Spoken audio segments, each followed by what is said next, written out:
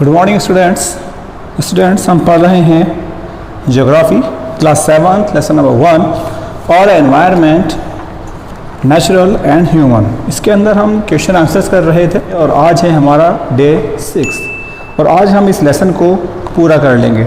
तो चलिए शुरू करते हैं। Fifth exercise answer briefly. इसमें फर्स्ट क्वेश्चन है आपके what do you mean by environment. Environment से आप क्या समझते हैं? तो इसमें हमें लिखना है एनवायरनमेंट मीन्स सराउंडिंग्स और conditions in which a person और a thing exist and develop his और इट्स कैरेक्टरिस्टिक्स। इसका मतलब एनवायरनमेंट का मतलब है किसी इंसान या किसी भी थिंग के आसपास की कंडीशंस जो कि उसे घेरे हुए हों। सेकंड क्वेश्चन है आपके name the major spheres of environment. Environment के जो मेजर स्फेयर्स हैं, जो मुख्य क्षेत्र हैं वो कौन कौन से हैं? तो इसका आंसर हम लिखेंगे the major spheres of environment are the following.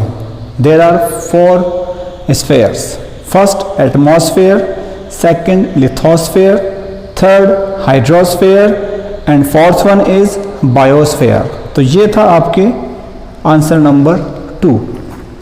Now question number 3, describe the composition of atmosphere. Atmosphere का कंपोजिशन हमें बताना है कि एटमॉस्फेयर जो है वो किस तरीके से कंपोज होता है। तो इसमें हम लिखेंगे, सबसे पहले हम इसमें हेडिंग डालेंगे कंपोजिशन ऑफ द एटमॉस्फेयर। फिर हम इसमें लिखेंगे the atmosphere consist of A number of gases which have almost same composition everywhere. Pure air consist of nitrogen 78%, oxygen 21%, argon 0.9% and carbon dioxide 0.33%, etc. Beside these gases, there are also to be found water vapors, dust, smoke, pollen grains, salt and microorganism in the lower layers of the atmosphere. तो ये बता रहे हैं कि atmosphere जो है इसमें कई सारी गैसेस से मिलकर ये एटमॉस्फेयर बना है which have almost same compositions everywhere. और जो कि हर जगह हमारे एटमॉस्फेयर का जो कंपोजिशन है वो लगभग एक जैसा है, सेम है।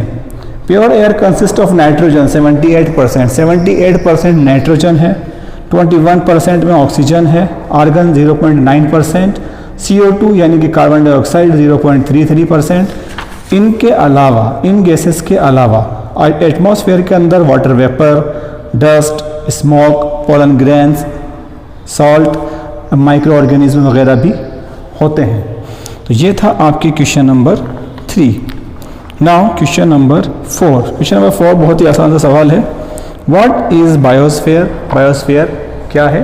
तो इसका बहुत ही सिंपल सा आंसर है, 2 लाइनर है इसका आंसर। इसमें हम लिखेंगे a very narrow sphere of the earth which sustain life is called biosphere. यानी कि जैसे कि हम लेसन के अंदर पढ़ चुके हैं कि भाई एटमॉस्फेयर, हाइड्रोस्फेयर और लिथोस्फेयर जो है ये एक नैरो कॉन्टेक्ट जोन में आके मिलते हैं और जिस नैरो कॉन्टेक्ट जोन में आके ये मिलते हैं वो जोन कहलाता है बायोस्फीयर, जहाँ पर लाइफ एग्जिस्ट करती है।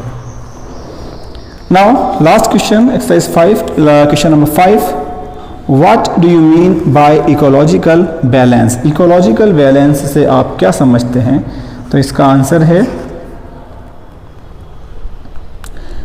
A proper interaction or balance between the natural environment and the human environment is quite necessary for the formation of favorable conditions for the survival of man. Such a balance is termed as the ecological balance. यानी natural environment और human environment के बीच interaction होता ये है कि favourable conditions form होती हैं, create होती हैं और इस तरह के बैलेंस को इकोलॉजिकल बैलेंस कहा जाता है। ये है आपकी क्वेश्चन नंबर 5। अभी हमारी एक्सरसाइज 5 कंप्लीट हो चुकी है। एक्सरसाइज 6 जो है ये है डिस्टिंग्विश बिटवीन। तो इस एक्सरसाइज में हमारे पास 2 सवाल हैं, 2 क्वेश्चन हैं। पहला क्वेश्चन है distinguish between natural environment and human environment. Natural environment और ह्यूमन एनवायरनमेंट के बीच में आपको अंतर बताने हैं। तो इसको हम बहुत सिंपल तरीके से करेंगे। तो सबसे पहले हम हेडिंग डालेंगे नेचुरल एनवायरनमेंट और इसमें हम लिखेंगे natural environment refers to the natural biotic and abiotic components of the environment. Second इसमें हम हेडिंग डाल के लिखेंगे human environment. Human environment means the surroundings made by man. It includes only human made things and objects. Human made things और objects ही इसके अंदर शामिल होते हैं। एनवायरनमेंट है, इसका मतलब है सराउंडिंग्स मेड बाय मैन, यानी वो सब चीज़ें जो कि इंसान द्वारा बनाई गई हों, जिसमें हमें घिरे हुए हो वो। नेक्स्ट क्वेश्चन है आपकी इसमें सियाल एंड सीमा, तो इसके अंदर भी हम करेंगे ऐसे ही। सबसे पहले हम लिखेंगे हेडिंग सियाल, और अब सियाल के अंदर हम लिखेंगे sial is the outer layer of earth's crust. It is composed of rocks rich in silica and aluminium, so it is called sial. तो ये बता रहे हैं कि सियाल जो है वो अर्थ क्रस्ट की आउटर लेयर है, यानी बाहरी सतह है, बाहरी परत है, और ये जो है ये ऐसी रॉक्स से मिलकर बनती है जिसमें सिलिका और एल्यूमिनियम बहुत ज़्यादा पाया जाता है। और इसका नाम जो सियाल है वो इसीलिए है क्योंकि सिलिका जो है इसके फर्स्ट 2 लेटर्स SI और एल्यूमिनियम के फर्स्ट 2 लेटर्स AL से मिलकर ये नाम बना है, SIAL सियाल। सेकेंड हमें हेडिंग डाल के लिखना है sima. Sima is the layer of the earth's crust below sial. Sima जो है ये भी अर्थ क्रस्ट की लेयर है जो कि सियाल के नीचे होती है।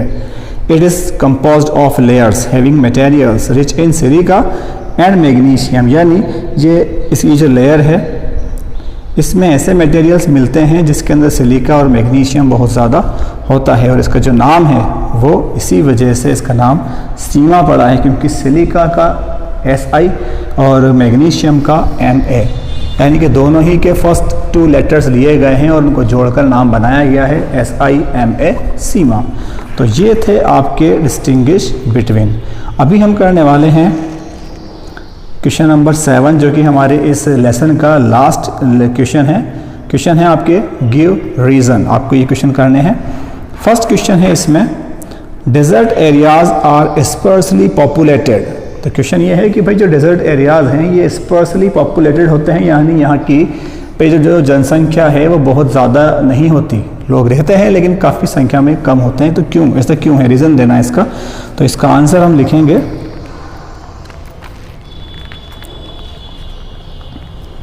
very few people want to live in a desert because there the environment is very harsh. It is not easy to grow crops in such areas. Means of transport are not so easily available in such areas. That is why such areas are sparsely populated. तो ये बता रहे हैं कि बहुत कम लोग हैं जो डेजर्ट में रहना पसंद करेंगे या डेजर्ट में रहना चाहते हैं, क्योंकि यहाँ का जो एनवायरनमेंट है वो बहुत ज़्यादा मुश्किलों भरा है, बहुत कठिन है। It is not easy to grow crops in such areas. पहली और दूसरी बात ये कि ऐसे इन एरियाज़ के अंदर फसलें जो हैं वो उगाना बहुत मुश्किल होता है। आगे means of transport are not so easily available in such areas. ऐसे एरियाज़ में मीन्स ऑफ ट्रांसपोर्ट जो है यानी आने जाने के जो साधन हैं, गाड़ियाँ वगैरह हैं, वो भी आसानी से अवेलेबल नहीं हो पाती। That is why such areas are sparsely populated. और ये कुछ वजह हैं जिनकी वजह से लोग ऐसे एरियाज़ में रहना पसंद नहीं करते। तो ये था आपके question number 1। Now question number 2, यहाँ पे देखिए क्वेश्चन नंबर 2 जो है इसके अंदर A, B और C करके 3 सवाल हैं।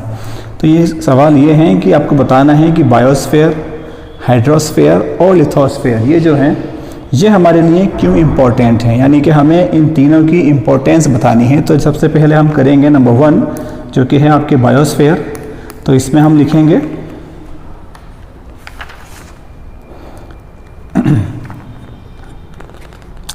The biosphere is the unique feature of our planet earth. Biosphere जो है वो हमारे प्लेनेट अर्थ का एक यूनिक फीचर है।